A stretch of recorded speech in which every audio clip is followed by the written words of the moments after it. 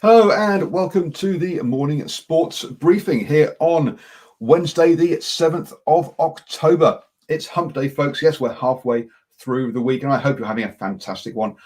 Hi, I'm Paul and I'll be your host this morning. And in the news today, we've got news from Roland Garros where we've had some match fixing investigation going on and also some shock results in the women's side of the game. We've boxing news about a bout in Auckland and how you'll be able to watch that one. We've got some big scores in the IPL, and we'll have a quick chat about the next NBA game.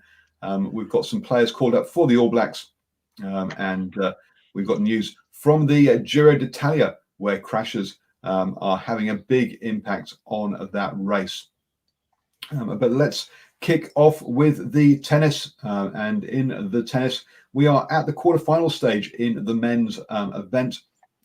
Currently as we talk, Thurman, the number 3 seed, is having a tough game against Schwartzman. The first one went into a tiebreak. He lost 6-7 in the end. He won the second set 7-5. The third set was also a tiebreak 7-6, and currently the fourth set is 6-all. So yes, Thurman really being made to fight it out there. He'll go on to face either Rafa Nadal or Sinner in the semi-finals. Over on the other side of the draw, Djokovic will play Carreno, and Rubevel will play Tsitsipas in that one. On the women's side of the draw, we're also at the quarterfinals stage. In the top half of the draw, we're going to have 2 unseeded players playing in the semi-finals because the highest seed left in the tournament at the time, Svitolina, the third seed, got beaten 6-2, 6-4 by Podoroska, who will now face either Swiatek or Trevisan in the semi-finals. On the other side of the draw, that now means that Kine, the number 4 seed, is the top seed. She'll be playing fellow American Collins in the quarterfinal, and the other quarterfinal will be Kvitova versus Stigmund. And in one of the first round games of the women's doubles competition, there was an awful lot of betting on one game which was lost to love and included 2 double faults. So there is an investigation now going into that match, and particularly that game. As Ashwin will know from the cricketing side of things, the match fixing doesn't so much look at the overall result nowadays, but it's about spot betting, isn't it, Ashwin? And saying about specific things that will happen in a match. And clearly, losing a game to love with 2 double faults is a tad suspicious, dodgy, at the very least. Yep. Yeah, no, basically, as you say, it's looking at events within a game rather than the actual overall result. Although occasionally they do go and look at the overall result as well. But yeah, it's easier to manipulate an event rather than the whole game. And also a player doesn't, so what if I bowl a couple of no balls, or if I drop one game, I can still win the match and I can still go through and keep my career going. So yes, it's less impact on the player as well. And on that news, I'll hand you over to Ashwin for our cricket update, but I don't believe we have any match fixing allegations at the moment. Not today. No, good morning, Paul, and good morning to our viewers and listeners on the interweb. So, as Paul said, the big scores keep coming in the IPL. The Mumbai Indians have racked up 193 for 4. Surya Kumar Yadav scored 79 of 47, with Rohit Sharma and Hardik Pandya getting into the 30s. In reply, the Rajasthan Royals crashed to a heavy defeat, getting out for 136 for 10, with 11 balls still remaining. Josh Butler, the only batsman showing any fight, was 70 of 44. For the Indians, Jasprit Bumrah finished with figures of 4 for 20 off his 4 overs. Jofra Archer damaging Bumrah's figures a little with 24 off 11 towards the end of the innings before Bumrah came back and picked him up off the penultimate delivery of the game. The ICC heads into battle with FIFA.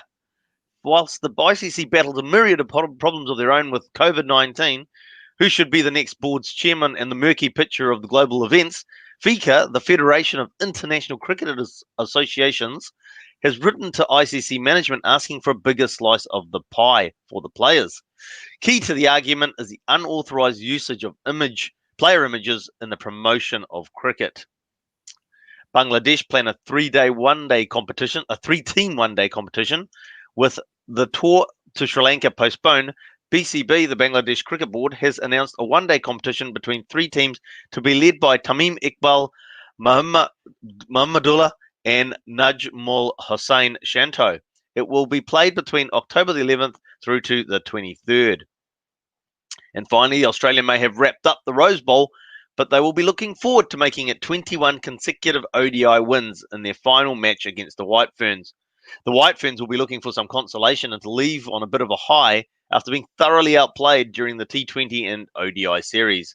I say before they leave, but then in saying that, some, if not most of the players will actually be staying on for the WBBL, the Women's Big Bash League. And Paul, that's our cricket news for today. Thank you very much, Ashwin, and we'll hand you over to Stephen for our birthdays. Thank you, Paul, and good morning to everybody tuning in to New Zealand Sport Radio. Well, it should be another cracker of a day right here in Auckland today with a high of 18 degrees, currently 11 degrees at this time.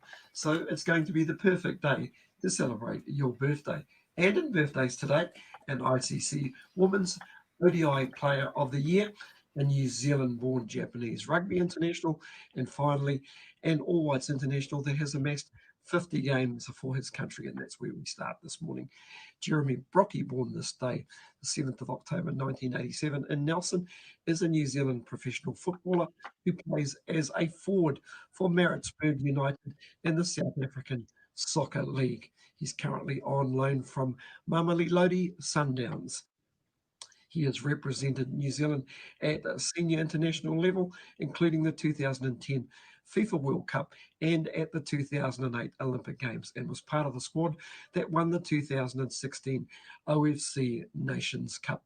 Brocky has appeared for the All Whites on 50 occasions since 2006. Moving to the oval ball game, Michael Leach, or as he's known in Japan, Riichi Maikuru, born this day, the 7th of October 1988, is a rugby union player who has played both for the Chiefs and the Sunwolves in Super Rugby and currently plays for the Toshiba Brave Lupus in the Japanese top league. Leach was born in Christchurch, moved to Japan as a teenager, and through his residency made his debut for the Japanese Brave Blossoms at international level in 2008. Leach, who is fluent in Japanese, is the skipper of the Brave Blossoms and plays either at number 8 or blindside flanker. And finally today, Amy Satterthwaite, born this day, the 7th of October 1986, is a New Zealand cricketer and a current vice-captain of New Zealand women's team. She has played internationally for New Zealand in the Women's One Day International and Women's 2020 Internationals, T20 since 2007, appearing at the Women's Cricket World Cup in 2009 and 2013. On the 26th of February 2017 against Australia, she became the first player in Women's One Day Internationals and second overall after Kumar Sangakkara in ODI to score 4 consecutive 100s. In December 2017, she won the inaugural ICC Women's ODI Player of the Year. And in September 2018, Susie Bates stepped down as the captain of New Zealand and was replaced by Satterthwaite. And in July 2020, Satterthwaite was appointed the vice-captain of the New Zealand women's cricket team. And in September 2020, in the first match against Australia, Satterthwaite played in her 100th Women's T20 One Day International.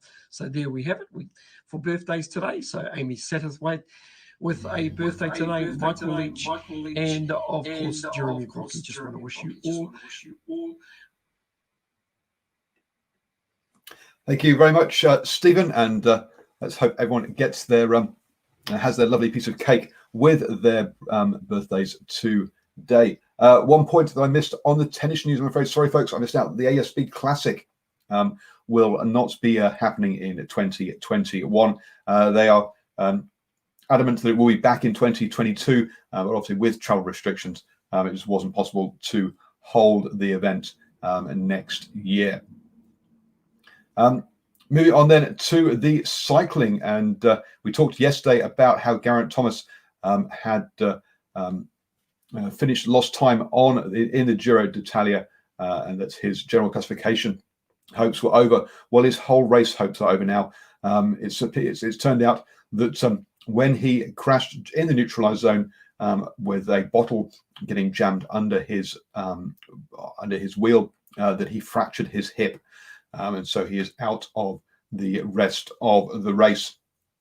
There have been a number of other crashes as well, with a helicopter one of the camera helicopters getting too low, and with the railings beside, or the barriers beside the race, not being tied down properly. A number of barriers got blown into the path of two riders. One of them had to go to hospital barely conscious, and potentially with a potential broken pelvis. So clearly, the organisers really need to get that, keep the riders safe, and get proper safety protocols around the things like the helicopters, and getting proper barriers in place. The stage yesterday finished in a sprint. Not all the sprinters were there because Peter Sagan's team put up a high pace on the climb of the day, which dropped a couple of them. But Arnaud Demar of Groupama FDJ managed to get over that climb in the group, and won in a photo finish just ahead of Peter Sagan and David Ballerini. So congratulations, Arnaud Demar. He's had a fantastic return since the season resumed, with 10 race wins since racing restarted. So congratulations to him. This was the final day on Sicily before they and now they've travelled back over to the mainland, where the race will continue up Italy.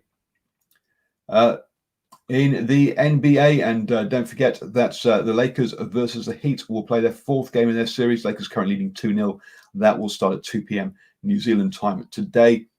And if you want to get a lowdown on how the finals have been going, then we had Daniel with the basketball show last night here on New Zealand Sports Radio, going through all of the details, also with Matt with game highlights and all of the stats. So you go back and watch that, or you can listen to it now. Admittedly, on the podcast, you won't get to see the game highlights, but you can watch that on the New Zealand Sports Radio Facebook page, or listen to it on the podcast. This evening, you can get your weekly league fix with the Standoff Show at 8 p.m. here on New Zealand Sports Radio. Just watch it here on Facebook, our Facebook page, Twitter, or YouTube, or you can catch the podcast afterwards. We're on iHeartRadio, Spotify, iTunes, all of those wonderful pod catchers. In the boxing then, and yes, yesterday we had the announcement of Junior Farr versus Joseph Parker, and they'll be fighting on the 11th of December in Auckland's Spark Arena, and it will be shown on Spark Sport on a pay-per-view. Early bird pricing of $39.39, or $40, let's be honest, or going up to a final price of $59.99 for people who purchased it the day before. So get in if you want to watch your boxing, and then I think I suggest you get in early with that one. You have moving on to the rugby then, and apparently the All Blacks have chosen their starting 15 for the Bledisloe Cup this weekend, but won't be announcing it until Friday at 11:30. Two players have been called up. Laumapi has, but we're still checking on his recovery from his broken arm, and also Peter Magen-Jensen as well has been added to the squad. Yes, Bledisloe Cup this Sunday, folks, down in Wellington. So hope you all have a wonderful day, and we'll be back tomorrow morning at 7 a.m. with the morning sports briefing. Your best way to start the day.